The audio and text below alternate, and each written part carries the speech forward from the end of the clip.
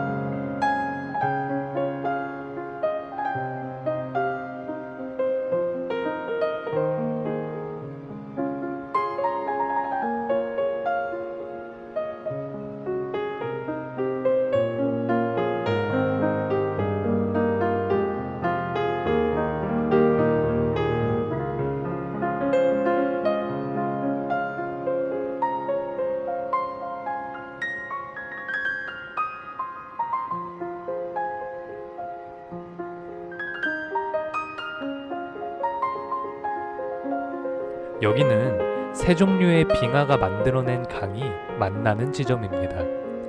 가장 오른쪽에 있는 색강은 탈키트나 강이고 알래스카 동남쪽에서 흘러오는 강입니다. 앞쪽 중간에 위치한 강은 알래스카 산맥 북동쪽 발첸산 쪽에서 흘러내려오는 강이고, 왼쪽에 있는 강이 데날리산의 빙하로 만들어진 강입니다. 우리가 오늘 따라 올라갈 강입니다. 강의 색이 조금씩 다른데 그 이유는 빙하가 깎아내린 돌의 성분과 종류가 다르기 때문입니다. 이제 데날리산에서 흘러내려오는 강을 따라 올라가 보겠습니다. 이 강은 수백만 마리의 연어가 산란을 위해 오르는 강이기도 합니다.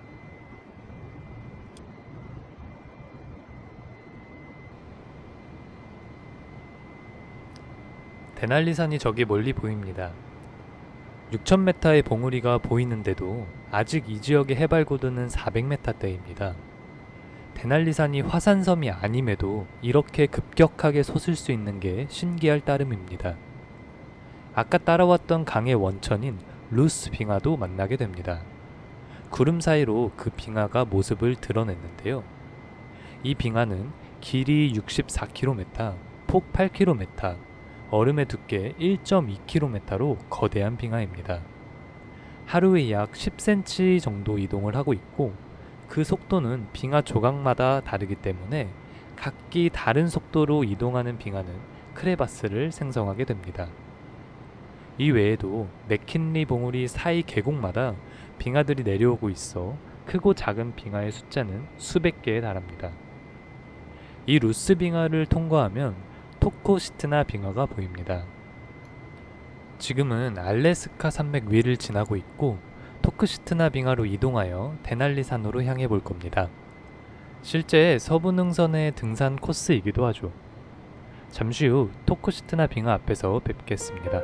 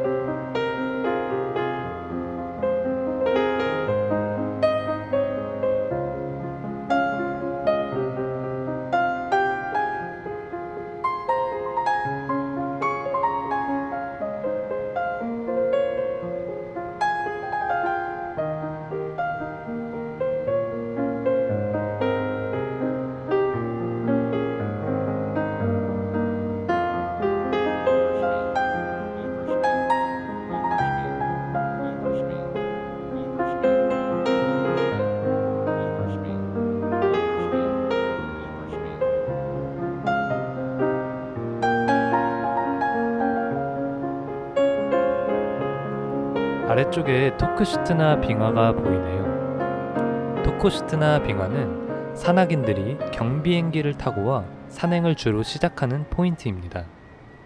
따로 활주로는 없고, 토크시트나 빙하 자체가 워낙 평평하고 넓어 빙하 위로 그대로 이착륙이 가능합니다. 여기서부터 30km 정도 되는 배낭을 메고 30km 정도 되는 짐을 썰매에 싣고 데날리로 향하게 됩니다.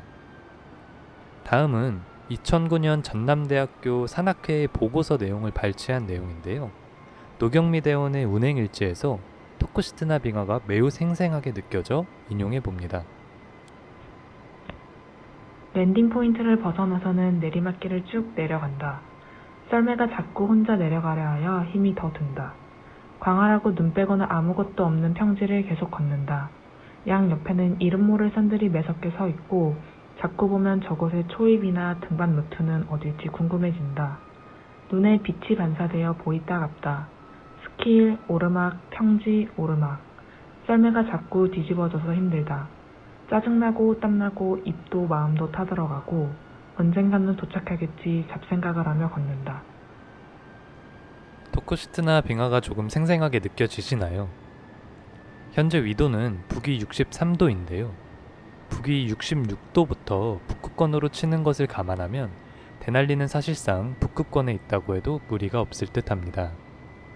때문에 해당 지역의 동계 최저기온은 영하 60도에 육박합니다. 북반구 역사상 최저기온이 이 데날리산에서 기록되었는데 영하 74도가 기록되었습니다. 주변 지형에 비해 압도적으로 높이 솟은 데날리산은 바람을 막아줄 봉우리들이 없기 때문에 사방에서 불어오는 바람을 그대로 맞아야 합니다. 체감 온도는 영하 80도까지 내려가기도 한다고 합니다. 눈사태도 매우 빈번하고 기상도 심하게 변덕스러워 그 등정 난이도는 히말라야 14자급입니다. 데날리도 인간의 힘만으로는 불가능한 영역이고 산이 허락해 주어야만 등정할 수 있는 산입니다. 2003년까지 데날리를 등반하다가 죽은 사람의 수는 100명이 넘습니다. 에베레스트 바로 다음으로 많은 사망자 수를 기록한 산입니다. 에베레스트 정상에서 고상돈 대장의 무전, 여기는 정상, 더는 오를 것이 없다.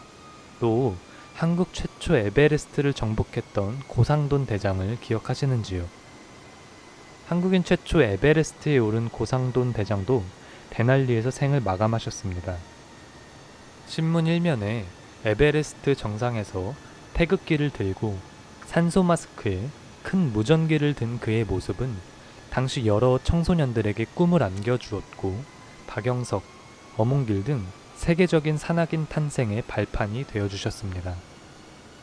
그리고 이젠 박영석, 어몽길 등의 산악인들은 또 누군가의 발판이 되어주고 있습니다. 일본 유명 산악인 우에무라 대장은 일본인 최초로 에베레스트에 등정한 분이었는데 우에메라 대장 또한 데날리 단독 등정 중 실종되어 아직까지 여기에 잠들어 있습니다. 우에무라 대장은 극지에 다니면서 항상 일기를 썼는데 이를 바탕으로 청춘을 산에 걸고 라는 책으로 자서전을 냈었습니다. 남의 눈치를 많이 보고 사는 우리들에게 무언가를 깨닫게 해주고 싶어 했다는 그의 생각들이 엿보이는 책입니다.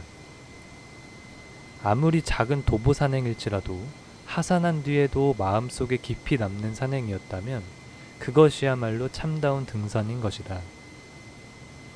정말 나를 위한 등산을 하고자 했던 우에무라 대장. 너무 숨가쁘게 달려온 저에게 난 지금 스스로에게 만족을 하고 있는지를 되묻게 합니다. 에베레스트를 최초로 오른 한국인, 일본인 모두 데날리에서 생을 마감했고 사망자 수도 에베레스트 다음으로 많은 산인 데날리 산입니다. 물론 미국에 있어 접근성이 좋아 많은 등반객들이 방문한다는 사실을 감안해야겠지만 유능한 프로 탐험가도 한순간에 치명적인 결과를 맞을 수 있는 산입니다. 실내에서 바라본 데날리 산인데 그 크기가 조금 느껴지시나요? 음악 한 곡 띄워드리겠습니다. 나머지 여행 즐기시길 바라겠습니다.